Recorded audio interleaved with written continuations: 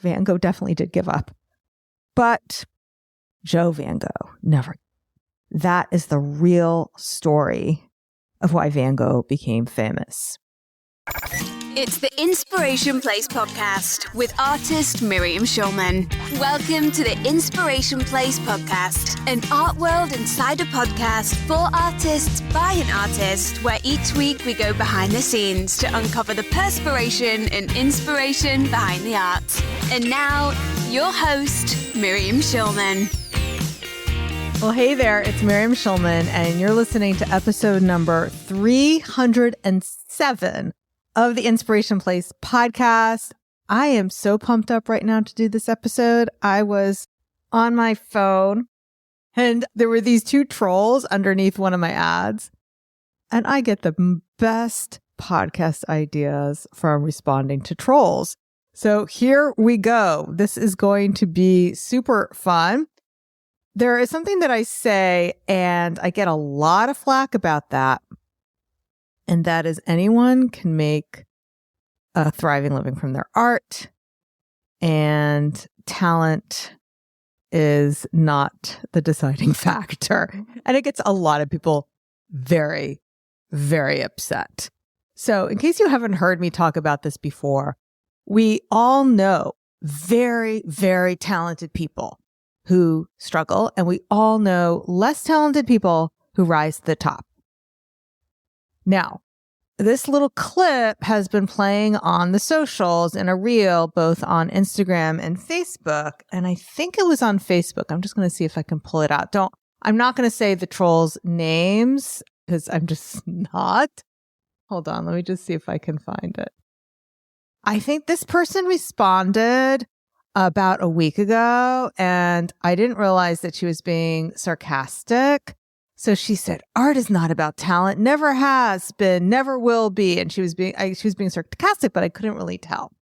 And then somebody else responded, but talent definitely wins out on the long run. Look at Van Gogh. By the way, this troll spelled it Van Gogh, not Van, V-O-N, Van Gogh. One of the greatest masters. He sold one painting his entire life, but he never gave up. That's courage and talent. Okay, so there's lots of things wrong with this statement. First of all, he committed suicide. If that's not giving up, I'm not quite sure what is. I mean, I know he had mental illness, but yeah, committing suicide is a form of giving up, I would think. And it's not courage and talent. It's not. Yes, he's very talented, but let's talk about what made him famous. It's not because somebody discovered him.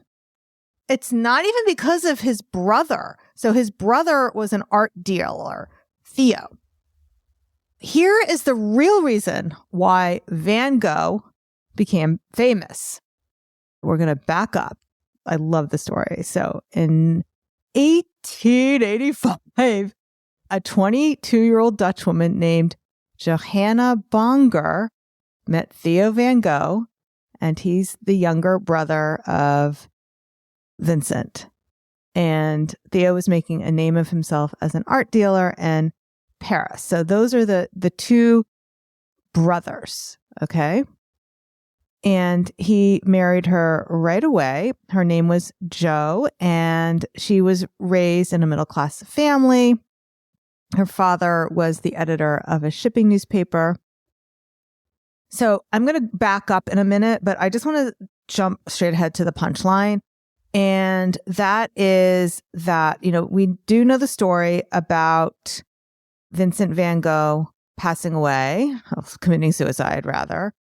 But what most people don't know is that his brother Theo died several months after his brother did. He suffered a complete physical collapse and he died of syphilis, which he, of course, got from not his wife, but from going to brothels. So he died in 1891. And this was less than 2 years after he got married to Jo. So now I want to back up and tell you the story about Jo, because Jo is really the heroine of this entire story. If it wasn't for Van Gogh's sister-in-law, Jo, we'd all be like, Van Gogh who? I'm serious. she is the real reason he was made famous, because like we all know, he only sold one painting during his lifetime. And Theo died right after Vincent did. So it was not Theo who made his career. It was Jo. So she got married to him when she was 22, and they actually got married like after only meeting a few times. He asked her to marry him after they only met a few times, and she was dating somebody else. So at first she said no, but he really pursued her. Apparently he was very attractive. He was thin, he was pale, but he was like very worldly, and she liked the idea of being in an artistic family and surrounded by art and intellectualism. So that was her attraction to him. So eventually he did win her over. And about a year and a half after they met, she agreed to marry him. Now, they were in Paris, which was a wonderful place to be in this time. As you know, this is like the blooming of the Impressionist movement. It was really an amazing time in Paris. And Theo was not just any art dealer. He was at this forefront. He was specializing in dealing the kind of art that most dealers wouldn't touch. So he was dealing the Impressionists. So Theo Van Gogh was like their savior. He was the one leading that charge. So this is also how Vincent was able to cultivate these friendships. So Theo dealt art for Gauguin, Pissarro, and Toulouse-Lautrec. These were the avant-garde in Paris, and Jo was exposed to all this art and all of these avant-garde artists.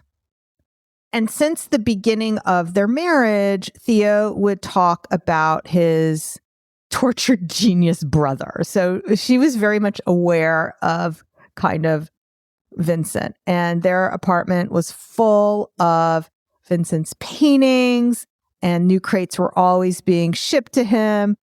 You know, I think he only actually, by the way, painted for like 10 years. So he spent this career in France, Belgium, England, the Netherlands, and he was turning out canvases at very manic pace, sometimes one a day. Olive trees, wheat fields, peasants, the sun, yellow skies, peach blossoms, gnarled trunks, you know, all the art that we know and love. And he was shipping them all to Theo in hopes that Theo would find a market for them, the same way Theo marketed Gauguin's work and Pissarro's work.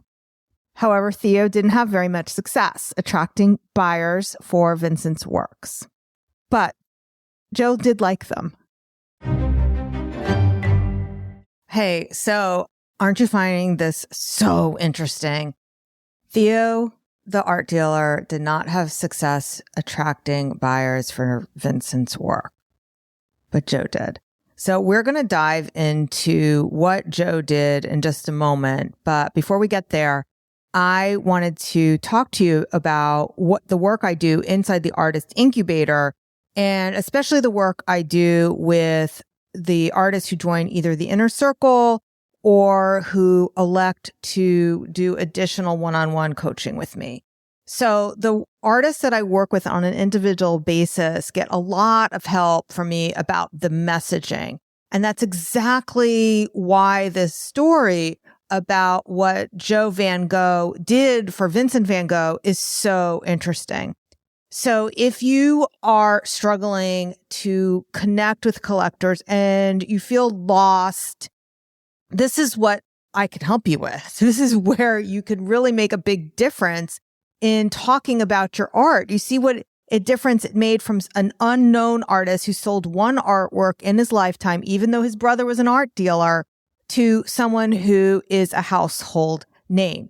It's about the messaging.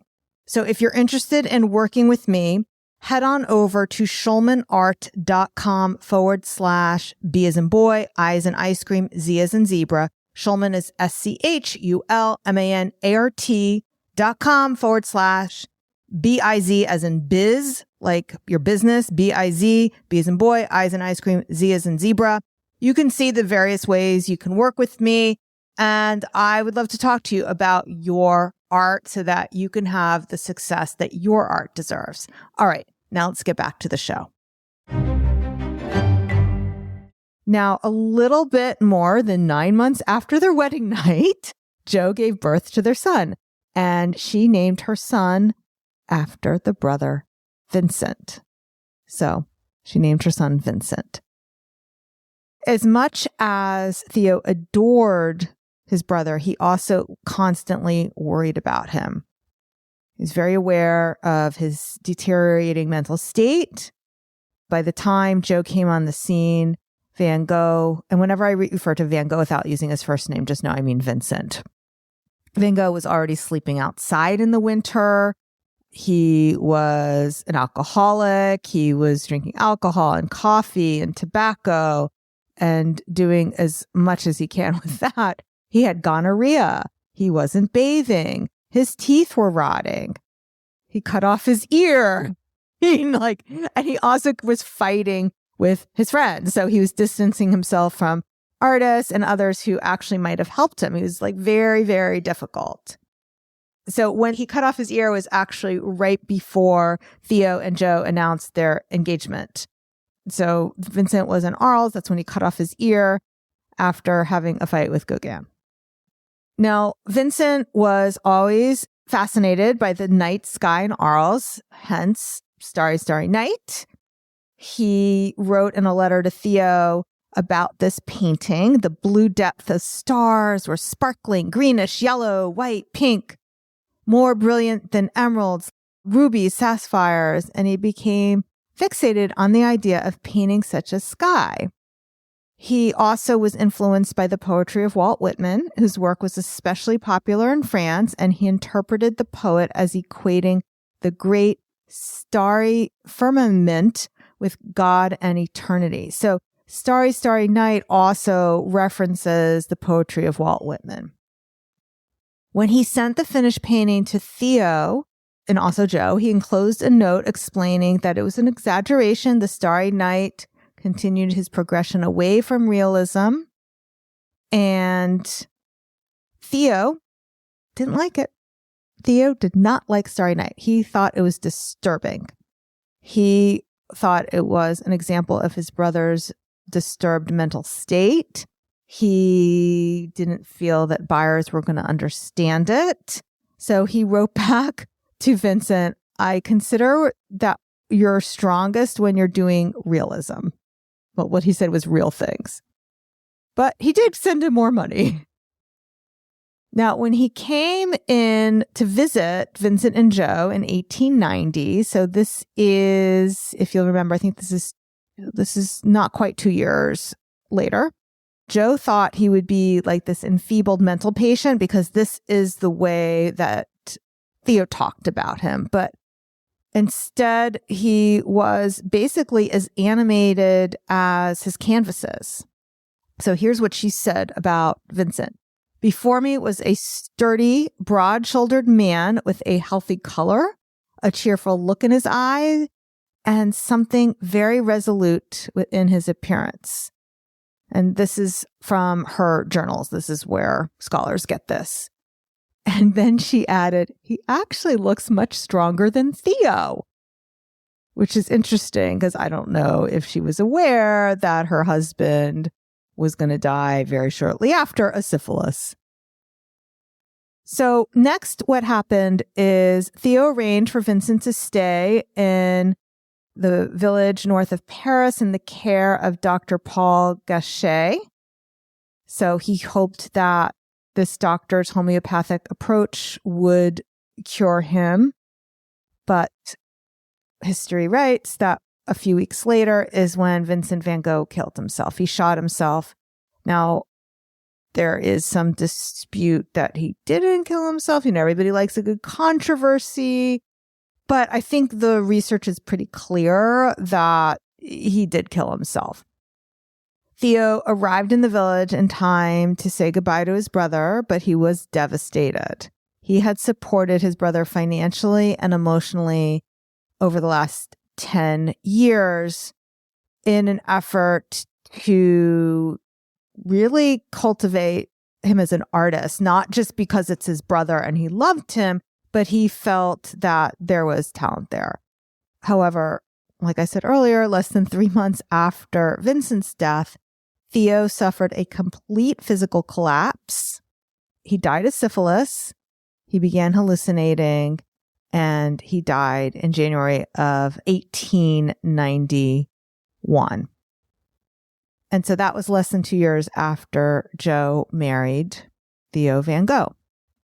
Now, she had 400 paintings and several hundred drawings by her brother-in-law. So, yes, it is true that Van Gogh has talent. No one's going to dispute that. However, this was really Jo's survival strategy. What happened next is in large part thanks to Jo Van Gogh Bonger.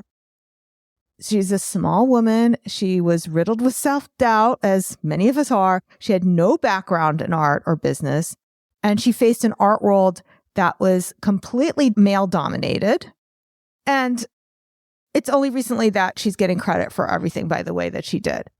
It's because of her that we know Van Gogh as Van Gogh. So how do we now know about this story? Honestly, this had been buried for a very long time, and it wasn't until, let me get this name right, which I'm sure I'm going to butcher. I'm so sorry if you speak Dutch, because I don't. Lugten? Anyway, Lugten was very interested in researching and did a very thorough research project of Vincent and the brother and his life. But here's the question. This is the question that the researchers had to answer. And no one had really adequately answered it. How exactly did the tortured genius who alienated dealers and artists and otherwise thwarted his own ambition time and time again, how did he rise to become a star? And not just a star, but one of the most beloved figures in the history of art. And the answer is Jo. Now, she was previously known to have played a role in building his reputation, but that role was thought to have been modest.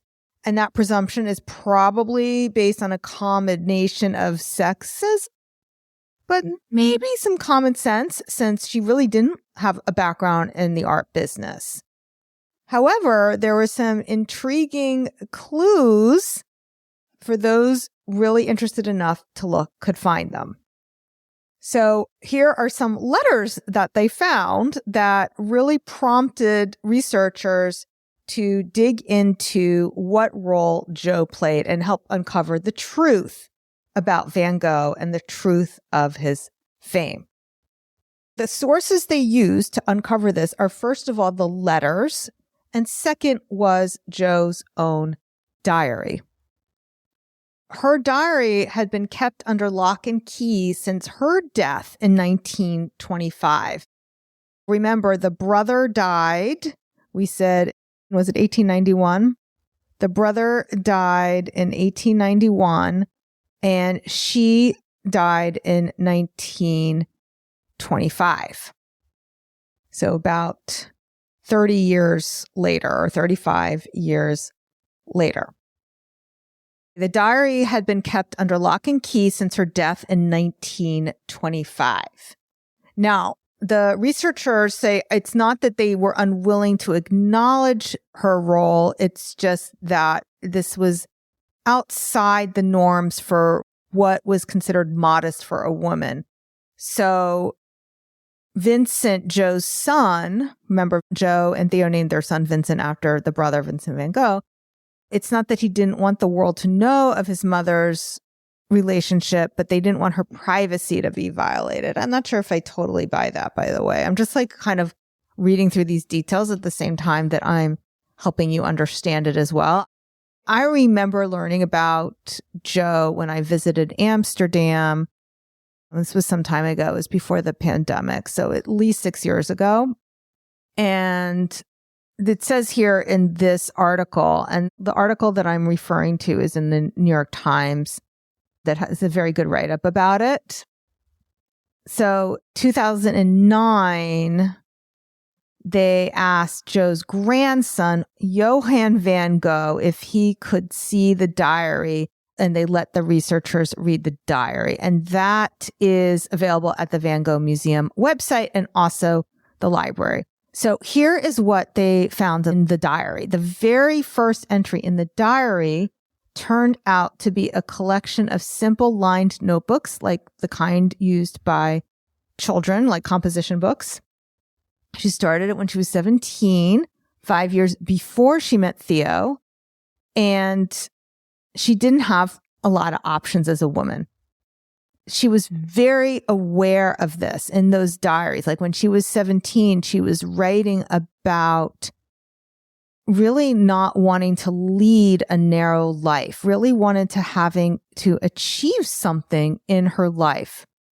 So this was very exciting. This was like the first clue that she really was a determined person who had a lot of ambition for leaving a legacy behind in her life. This led, again, I'm totally butchering his name, but I'll spell it for you and I will put it in the show notes. Luijten. Luijten? I'm not sure. So once he came across the diary, that's what led to him deciding to write a biography of Jo. And he worked on that for 10 years.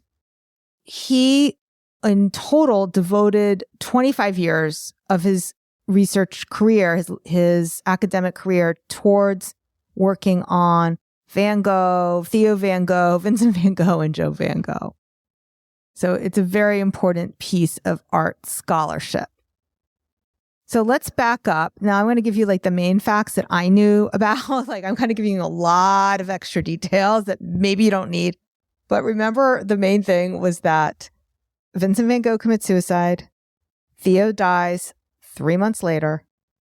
And Jo is left with a baby as a widow with several hundred of her brother-in-law's paintings. Now, she could go back home, like live with her family of origin. That is something she could do. She could start a boarding house. That was something else that she could do. But before leaving Paris, she started a correspondence with the artist Émile Bernard, one of the few painters whom Vincent did not piss off and still had a good relationship with, to see if he might be able to help arrange an exhibition in Paris of her late brother-in-law's paintings. And Bernard urged her to leave the canvases in Paris instead of taking it with her to her home meaning her parents' home. So his argument was that the French capital was a better place to sell them, and there was definitely some sense in this. And perhaps Bernard would be able to sell his work. Now, that didn't happen. If that had happened, Vincent might have developed some renown. He might have become to say, like Émile Bernard, but Jo's instinct told her not to do that and not to trust it with somebody else. So she said, no, thank you. Very nice of you to offer to sell these paintings for me, but I'm going to do it. And this was amazing. My name is Yurlise, the owner of Good Victory Art Studio. I'm here to do an honest review on the book, Artpreneur. I've been in art for a long time, and I haven't seen a book this good and this to the point and so current. I was really surprised about that the book is allowing me to understand about myself. Sometimes we sabotage our own productivity and our own profits by, old thoughts, the things that we thought about ourselves and have been holding on to ever since we were kids. And that's what I'm thinking about myself, some of the thoughts and things that I used to hear that really affected me that I didn't even realize would come up. I got so many notes to myself, things like that. And that, to me, that represents a really good and useful book, because when I'm writing in the margins of books, I know I'm going to come back to them at some point. It's just been a blessing to me, this book, really. I've recommended it to other business owners, not even necessarily as artists, but they're creatives in some way. I just really had to slow down to really soak it in, because it has so much useful information in it. And I thought about it. Where was this book 20, 25 years ago? Man, I would be so much further. My business would be so much more profitable had I had this book years ago. But guess what? I have it now. And today is a new day. Coming from your niece at Good Victory Art Studio.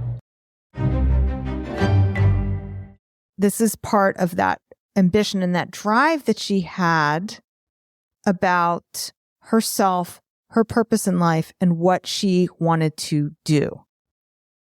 What she did decide to do was that she did move all the art, her linens, her silverware, and set up a house and decorated the entire house with all of her brother-in-law's paintings.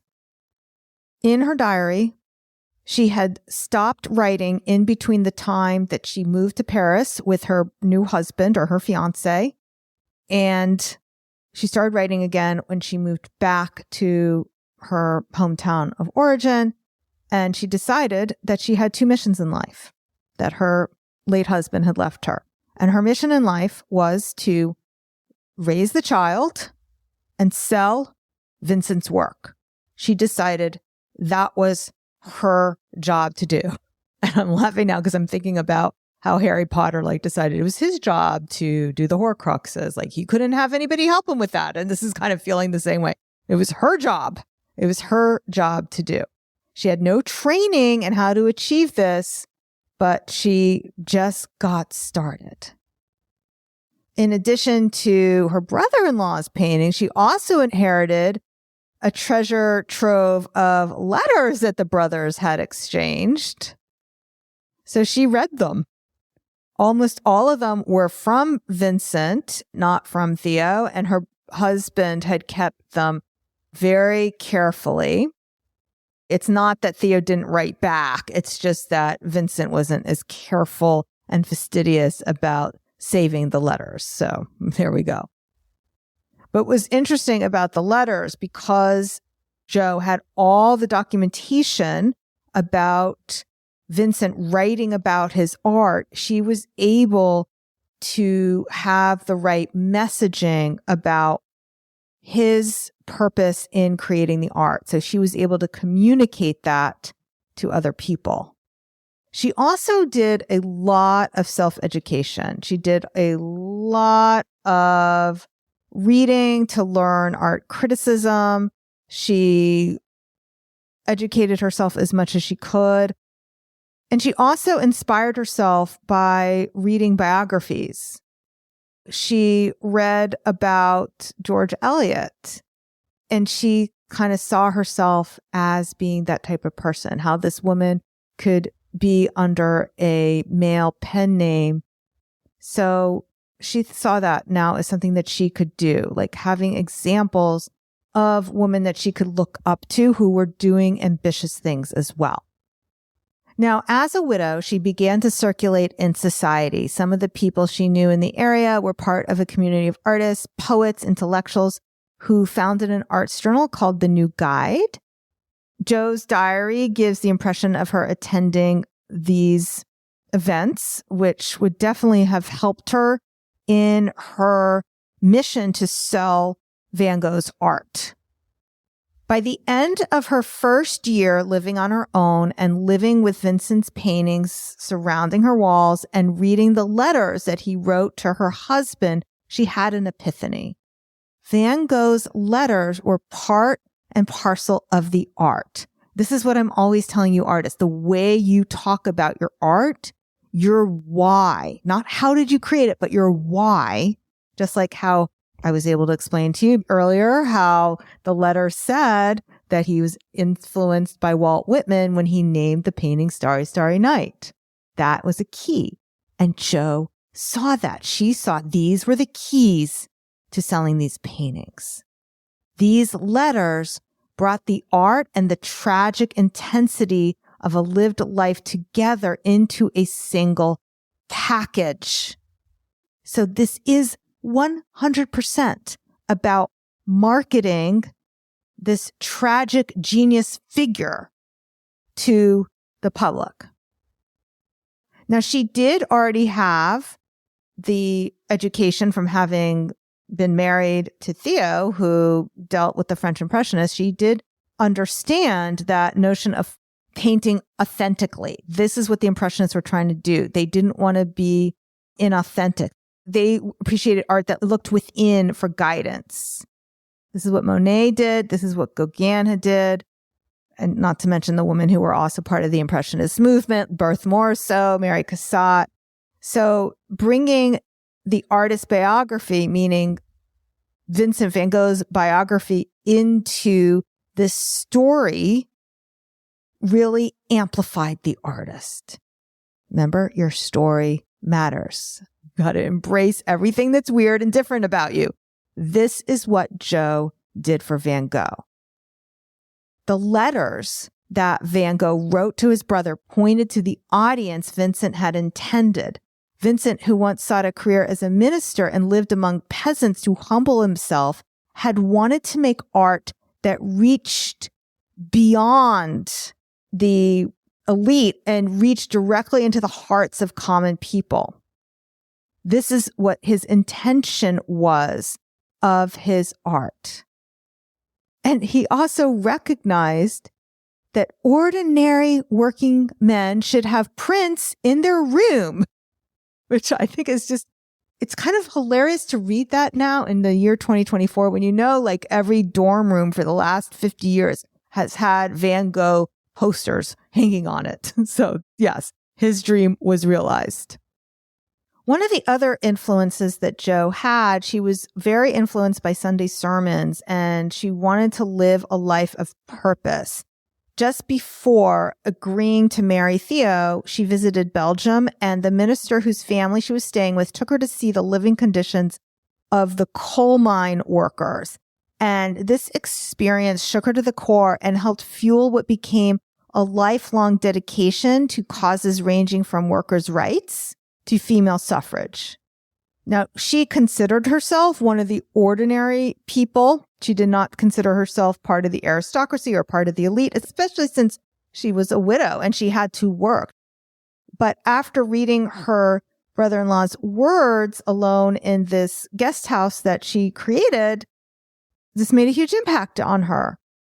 And she wrote in a letter, quote, "I felt so desolate that for the first time, I understood what he must have felt in those times when everyone turned away from him." So now she's going to begin her journey as acting as an agent, an artist agent for Vincent Van Gogh. And one of her first moves was to approach an art critic named Jan Veth, who, in addition to being the husband of a friend, was at the forefront of this new guide circle I mentioned earlier. Now, Veth was very outspoken in his rejection of academic art and in promoting individual expression. So he's a good candidate for somebody for Jo to approach about this very avant-garde art that her late brother-in-law had been creating. Now, at first, Veth didn't like Vincent's work either. He dismissed it.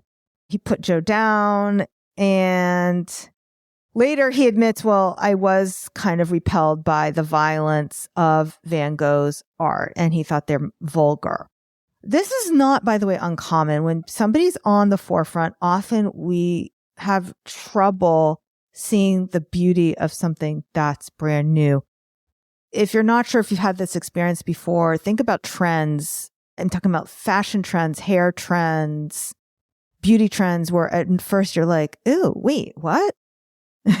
Like I remember when bushy eyebrows were in with Brooke Shields at the very beginning, before we were like, yeah, okay, yes, this makes sense. there's always that initial like, wait, what? Ew. And then you kind of get used to it and like, oh, wait, now I get it. So it takes some familiarity sometimes to warm up to a trend. At first, Jo was very disappointed in Veth's reaction because she thought better of him. She thought, wow, he's actually more conventional than I thought. And apparently, Veth must have also made some sort of misogynist or sexist remark about Jo trying to enter the art world because she complained in her diary, quote, "We women are for the most part what men want us to be." But she did realize his importance as a critic, so she swallowed her pride and she went back, and this is what she wrote in her diary: "I won't rest until he likes them." So remember what my troll friend said? My troll friend said, oh, he never gave up. No, Van Gogh definitely did give up. Jo never gave up. Jo Van Gogh never. That is the real story of why Van Gogh became famous. Now, Jo was definitely onto something when she understood how she could use the letters to sell Van Gogh's art, and her timing couldn't have been better.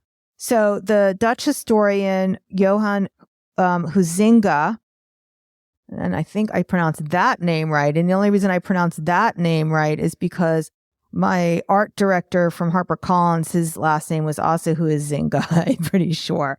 Anyway, so the Dutch historian Johan Huizinga characterized the, quote, change of spirit that began to be felt in the art and literature around 1890. So it was both like literature and art kind of mirrored each other. And there was these ideas that were around two main ideas. One main idea was that of socialism and the other of mysticism. Socialism and mysticism. Those were the two main ideas. And here's the thing. Van Gogh was doing both. He was painting sunflowers, which are weeds. He was painting peasants. So the painting of weeds and the painting of peasants was very much a socialist idea. The painting of Starry Starry Night, the Walt Whitman Starry Night, that's a mysticism type idea. So he was kind of straddling both things. So John Veth was among those trying to process this shift from Impressionism to something new, that post-Impressionist era, that art that applied to individualism, that answers social and spiritual questions. And Jo persisted, and he finally came around. And now, instead of being disgusted by it, he's now writing, quote, the astonishing clairvoyance of great humility. So now he's warmed up to it. And then he says, once having grasped his beauty, I can accept the whole man. So this type of initial repulsion and then exaltation repeated itself with other critics that Jo was presenting Van Gogh's work to. So when Jo approached an influential artist named Richard Roland Holst to ask him to help promote Vincent, she did the same thing. She pestered him because here's what he wrote initially.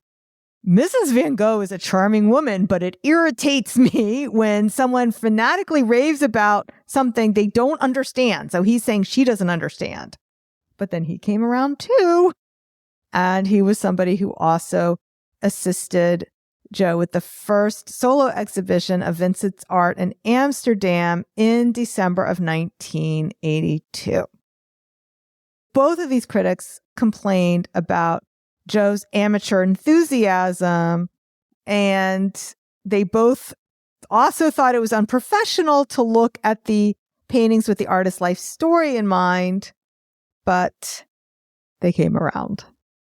So over and over again, critics at first resisted the idea of looking at Vincent's life and work together as one whole, but then they gave in. When they looked at the paintings, they saw not just the art, but Vincent, who was this tortured artist, cutting off his ear, clawing at the act of creation. So in their minds, they fuse the art and the artist. And that is the persona that Jo wanted them to see. Now, her training as a language teacher obviously helped her. She knew French. She knew German. She knew English. I'm assuming she knew Dutch, but I'm not reading that she did. So this definitely came in handy as she expanded her reach, which helped attract the interest of galleries and museums in Berlin and Paris and Copenhagen. I thought your book was fantastic. I found, though, that I couldn't read it in the evenings because I became so excited and enthused. I could hardly wait to put into action some of the things you said. But reading it in the morning, wow, it was great. I just got tons of things done. So I love that. Yeah. So I think it should come with a warning. Okay. Don't read this just before you want to go to sleep. Guess what? She was only like in her early 30s.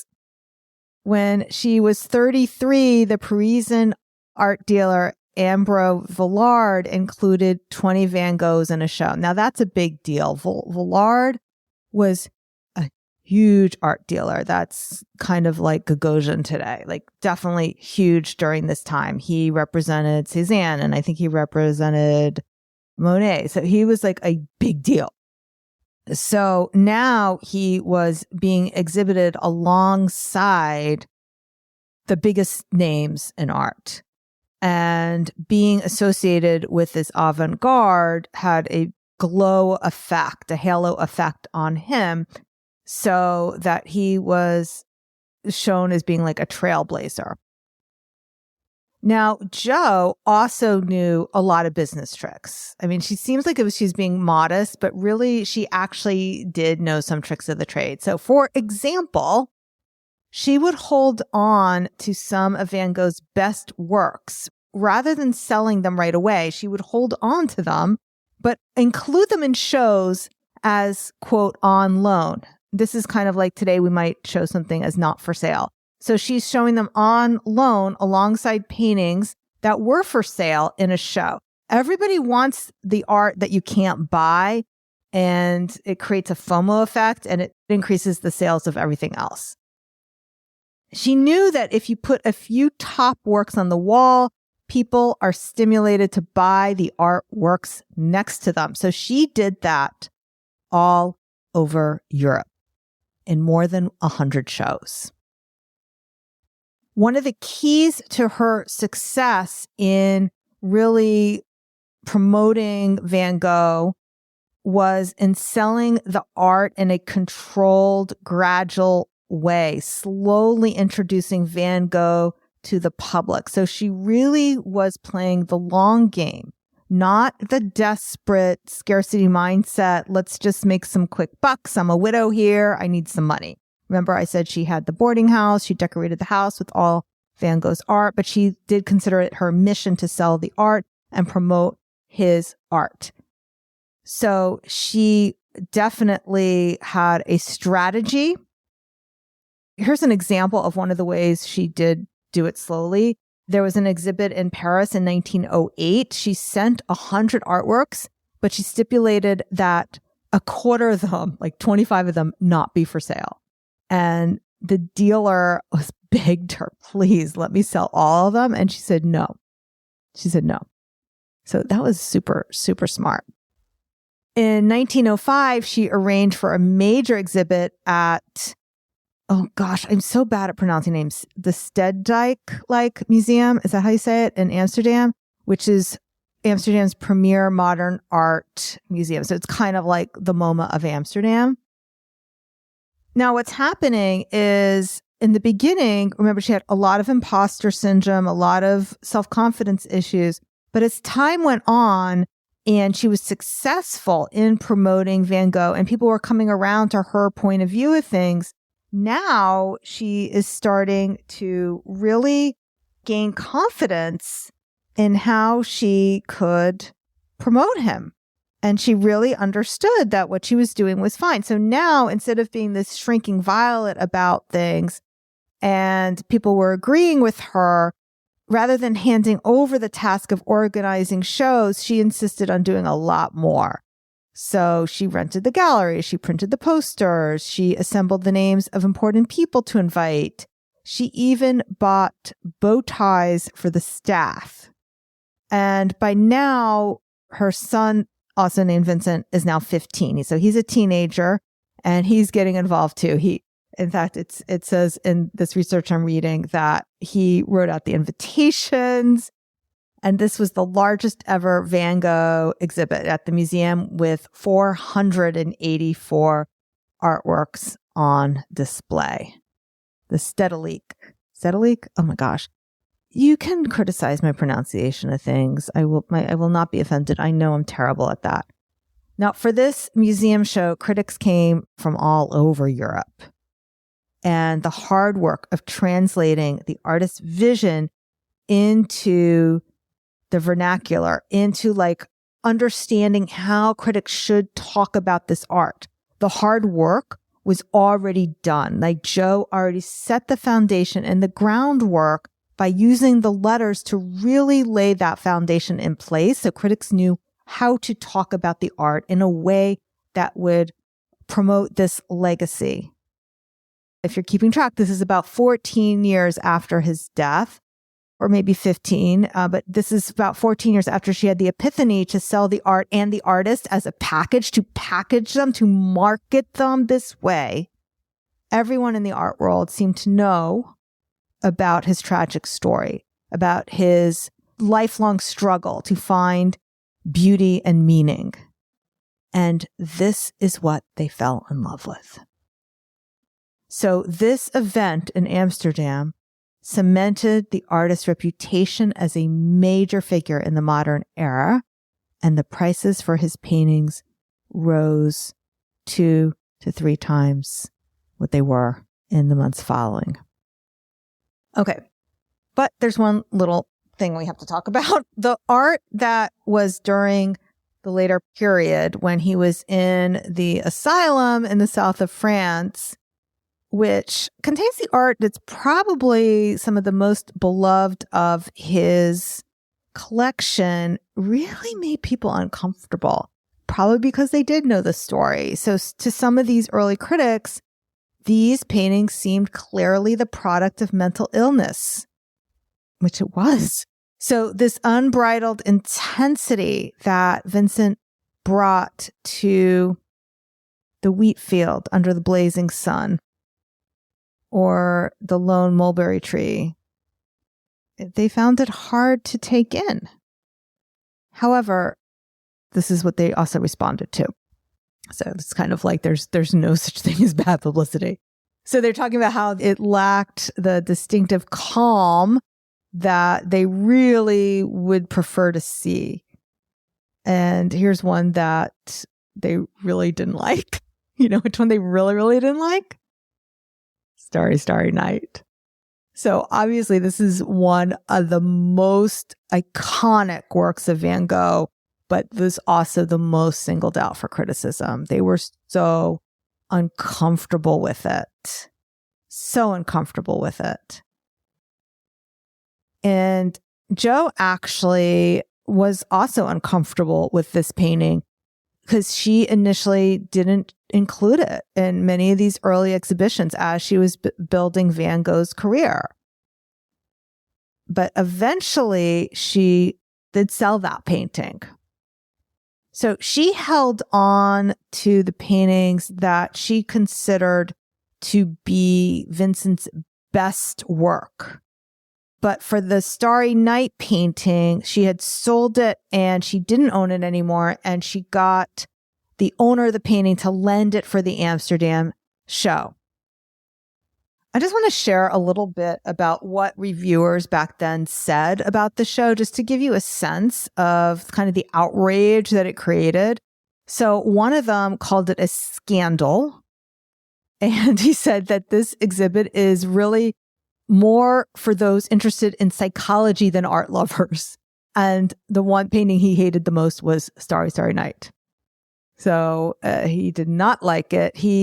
I don't know this thing, but apparently there's these fried dough balls that Dutch people eat on New Year's Eve, and that's what he thought the stars looked like.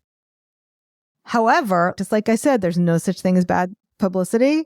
This kind of criticism seemed to bring more attention to the painting rather than less, which really further gave validity to the idea of art as a window into the mind and life of the artist, which was her strategy all along. So it actually, rather than making that painting less valuable, because she was marketing Vincent as art and artist as one package, the tortured artist. So which paintings are going to become the most popular?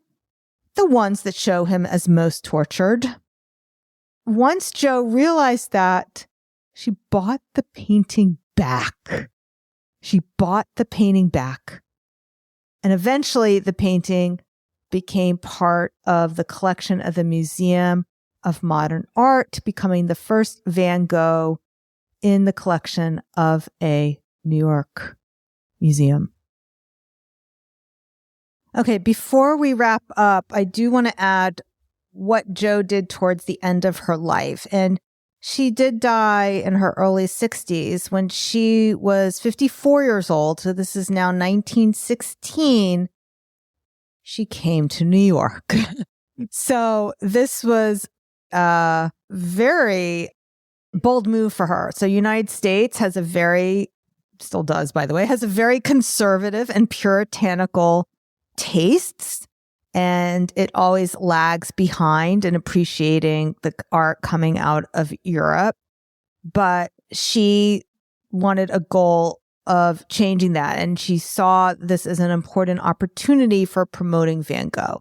So she spent nearly 3 years in the United States, living for a time on the Upper West Side and then in Queens. And during this time, she networked. She was explaining Van Gogh's vision as an artist.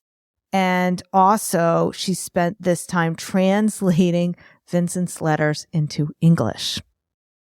Here's something she wrote about that time. Quote, "I suppose the American taste in art was advanced enough fully to appreciate Van Gogh, in which I have been rather mistaken. But changes do come, and eventually she did get a show with the Montrose Gallery on Fifth Avenue, and shortly thereafter, the Metropolitan Museum featured an exhibition of Impressionist and Post-Impressionist paintings, to which Jo contributed 4 canvases of Van Gogh's." And now, let's hear from artist Carrie Schmidt about what she thought of the book Artpreneur. I enjoyed your book because I've been doing this for 14 years. So, you do it long enough and you think that I know this game, but no, I don't. It's helpful whether you're beginning or someone like me who's been in this game for a long time. It's easy to get lost. And there's so many different things to know and learn, and things are always changing. So I just appreciate you recentering me on what works, what's important. I know my students are really enjoying it, people that are just starting their art journey. So thank you for making it a little easier for all of us, so we can just paint and we can make and not have to do all the research. You broke everything down. It made it feel like doable. I think it made it less overwhelming. It says it's a step-by-step guide, and it really is something that I would refer to often, especially if I'm feeling a little overwhelmed or lost. There's nothing really quite like it on the market. Thanks, Carrie. You can order Artpreneur from Amazon, Barnes & Noble, or wherever books are sold. To get your bonus package, go to artpreneurbook.com. And now, let's wrap up the show.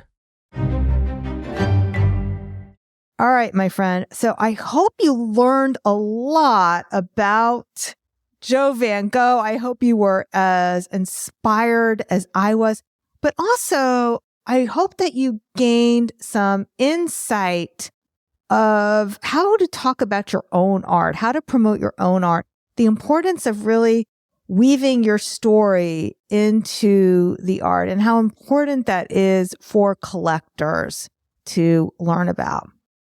So that's it for now. I'll see you the same time, same place next week. Until then, stay inspired. Bye for now. Thank you for listening to the Inspiration Place podcast. Connect with us on Facebook at facebook.com/SchulmanArt, on Instagram @SchulmanArt, and of course on schulmanart.com.